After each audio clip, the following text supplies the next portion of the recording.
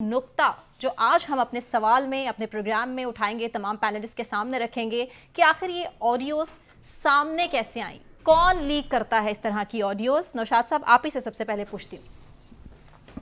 دیکھیے، بسم اللہ الرحمن الرحیم۔ سبھی جانتے ہیں کہ یہ آڈیوز لیک کون کرتا ہے، کیونکہ یہ جو آڈیوز ہیں، آپ کو ایک دلچسپ بات بتاتا ہوں کہ بہت سارے لوگ یہ سمجھتے ہیں کہ جو واٹس ایپ آڈیو ہے یہ سیف ہوتی ہے، لیکن آج سے کچھ 4 سال قبل مجھے یہ بتایا گیا تھا ہمارے ایک دوست کی جانب سے کہ یہ واٹس ایپ جو آڈیوز ہیں ان کا توڑ کر لیا گیا تھا اور یہ ہو جاتی ہیں، ریکارڈ ہو جاتی ہیں۔ مختلف طرح کے لوگ ہیں۔ ہم نے یہ بھی دیکھا کہ بعض لوگ جن کی طرف میں نے اشارہ کیا آپ وہ سمجھ رہی ہوں گی کہ وہی ہیں صرف، لیکن بعض لوگ دوسرے بھی ہیں۔ اور ایک اور بات آپ کو بتا دوں، کسی کی آڑ میں خود بھی یہ کام کر جاتے ہیں، نام ان کا لگ جاتا ہے۔ سیاست جو ہے نا وہ بہت بری چیز ہے، اور یہ سیاست کے اندر وہ کچھ ہوتا ہے کہ جس کے بارے میں آپ سوچ بھی نہیں سکتے۔ یہ جو اقتدار کے ایوان ہوتے ہیں، یہاں کے مسائل جو ہیں وہ جو لوگ ان کے قریب رہتے ہیں وہ جانتے ہیں کہ وہاں باپ بیٹے کا نہیں ہوتا، بیٹا باپ کا نہیں ہوتا۔ تو باقی پھر آپ سمجھیے یہ جو کچھ اس وقت پاکستان تحریک انصاف کے اندر ہو رہا ہے، اس کی اپنی ٹیئرز کے اندر ہو رہا ہے۔ ہم سن رہے تھے، آپ کو پتا ہے کہ کچھ پچھلے گزشتہ چند دنوں سے یہ باتیں آ رہی تھی، کبھی کہا جاتا تھا کہ جی جو ان کی بہن ہیں علیمہ خان وہ چیئر پرسن بننے جا رہی ہیں، کبھی کہا جاتا تھا کہ بشرا بی بی وہ چیئر پرسن بنیں گی۔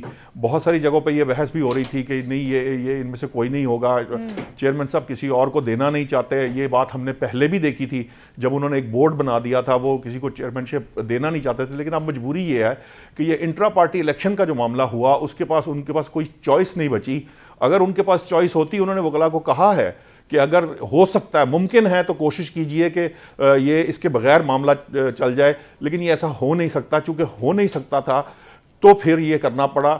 اب آپ دیکھیے چیئرمین کا نام اناؤنس کرنا پڑا، جی چیئرمین کا نام۔ اب آپ اندازہ کیجئے حالت یہ ہے۔ اب وہ کہتے ہیں، میں وہ فکرہ نہیں بولنا چاہتا، ہمارے ہاں تو یوزلی کہا جاتا ہے کہ وہ جوتوں سے دال بٹنی اور وہ اس طرح کے معاملہ۔ مسئلہ یہ ہے کہ جو اس سچویشن سے پاکستان تحریک انصاف اس وقت گزر رہی ہے، یہ اس مرحلے سے بچنا، اس میں سروائیو کرنا بہت اہم ہے پاکستان تحریک انصاف کے لیے۔ اور اگر وہ اس سے بچی تو پھر ہی میں سمجھتا ہوں کہ وہ اپنے آپ کو سیاسی جماعت کے طور پہ اپنے آپ کو پراپر طریقے سے نئے سرے سے انٹروڈیوس کروا پائے گی۔ ورنہ بہت سارے لوگ، ان کا یہ خیال ہے کہ تحریک انصاف جو ہے وہ کبھی بھی سیاسی جماعت تھی نہیں، اس کو سیاسی جماعت کا ایک رنگ و روپ دیا گیا تھا، چہرہ دیا گیا تھا۔ وہ ایک کلٹ ہے جو اپنے انداز سے کام کرتا ہے۔ اب جب وہ کلٹ اس انداز سے کام کرتا ہے تو وہ دوسروں کے لیے جو جس طرح کا کام کرتا ہے، پھر ایک وقت آتا ہے کہ اگر اس طرح کی پرابلمز ودن کلٹ آنی شروع ہو تو پھر وہ بہت ریجڈ ہوتا ہے۔ اور کلٹ ہوتا ہی وہ ہے جو بہت ریجڈ طریقے سے، اگر وہ رات کو دن کہا جائے تو وہ دن کہے، دن کو رات کہیں تو وہ رات کہے۔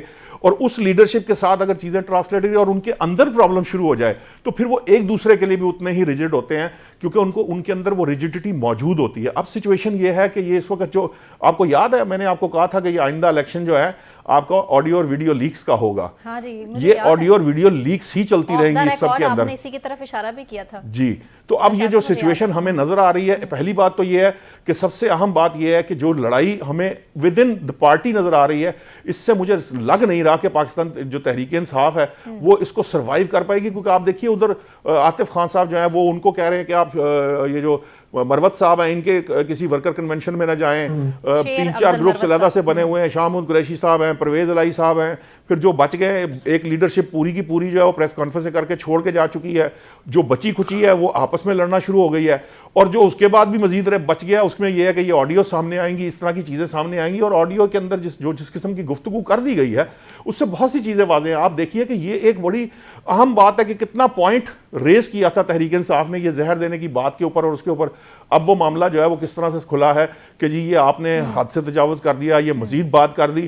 اس وقت جو سچویشن ہے وہ پاکستان تحریک انصاف کے لیے خاصی مشکل اور بلیک نظر آ رہی ہے، جو اس کا فیوچر بھی جو ہے وہ بہت مشکل نظر آ رہا ہے۔ جس سے میں نے آپ کو یاد ہے کہا تھا کہ پتہ چلے گا کہ پولیو ہوا ہے یا بخار سے کام چلے گا۔ آج کی یہ ڈنٹ ڈال سکتی ہے ووٹ بینک پہ عمران خان کے؟